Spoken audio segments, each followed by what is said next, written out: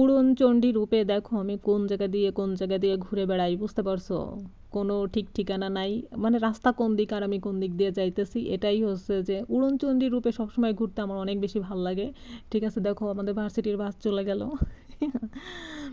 এত ভালো লাগতেছিল, তো ক্যামেরাম্যান হচ্ছে যে পার হইতে পারতেছিল না, পরে হচ্ছে যে ক্যামেরাটা ধরলাম একটু আগায় গিয়ে।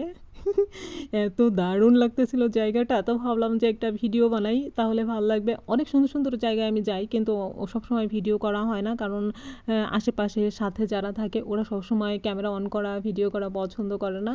তখন বলে কি যে যদি ক্যামেরা ভিডিও অন করে রাখো তখন তো আর আনন্দ করতে পারি না, তখন আর এজন্য অনেক সময় ভিডিও করা হয় না।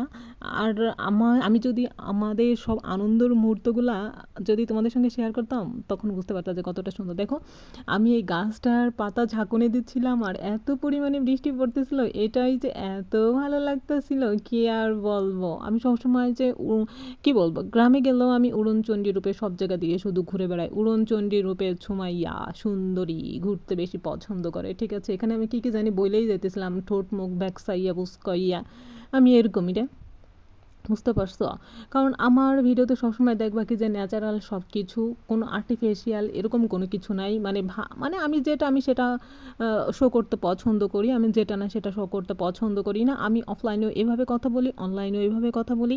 আর অনেকে আছে কি যে আঞ্চলিকতা বা অনেকে সাধু ভাষা চলিত ভাষা, আমি ওরকম না। আমি যেভাবে কথা বলতে আমি নিজে যেভাবে কমফোর্টেবল ফিল করি আমি সেভাবেই কথা বলি। অনেকে বলে যে ঢং করো বা এই করো সেই করো না, আরে ভাই এরকম না, আমি এরকমভাবে কথা বলতে অভ্যস্ত, বুঝতে পারছো?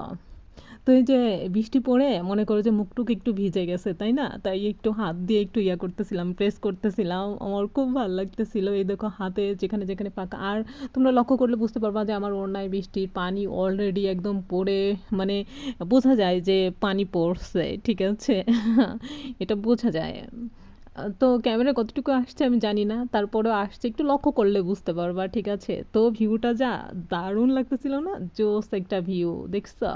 তো হচ্ছে যে এখন একটু হাঁটাহাঁটি করে সামনে যেয়ে হচ্ছে যে গাড়িতে উঠে তারপরে চলে যাব। একটু দূরে আসছিলাম একটু ঘোরার জন্য, তো এখানে গাড়ি পাচ্ছিলাম না, তো এই জন্য হচ্ছে যে একটু হাঁটতেছিলাম। আর একটু সামনে গেলে ওইখানে আছে, ওখান থেকে উঠতে পারবো। ঠিক আছে, আমার তো খুবই ভালো লাগতেছিল। আর আমি সবসময় আনমনে একা একা হাঁটতে পছন্দ করি। ওই যে দলবদ্ধভাবে সেটা অন্যরকম একটা মজা, বা একা ঘুরতে যাওয়া সেটা অন্যরকম একটা মজা। এখানে খুবই ভালো লাগতেছিল। আর আমি হচ্ছে যে হ্যাঁ, চিন্তা করতেছিলাম যে হায় হায় এখন যদি জোরে গপ গপ করে বৃষ্টি নেমে দেয়, তো আমার আমার কাছে তো ছাতা আছে, কিন্তু আমি তো ছাতা করতেছি না। ঠিক আছে, কারণ নিজে এরকম হালকা বৃষ্টিতে ঘোরা না অনেক মজা। এই দেখো একটা মেয়ে যাইতেছে, ও কিন্তু ছাতা ব্যবহার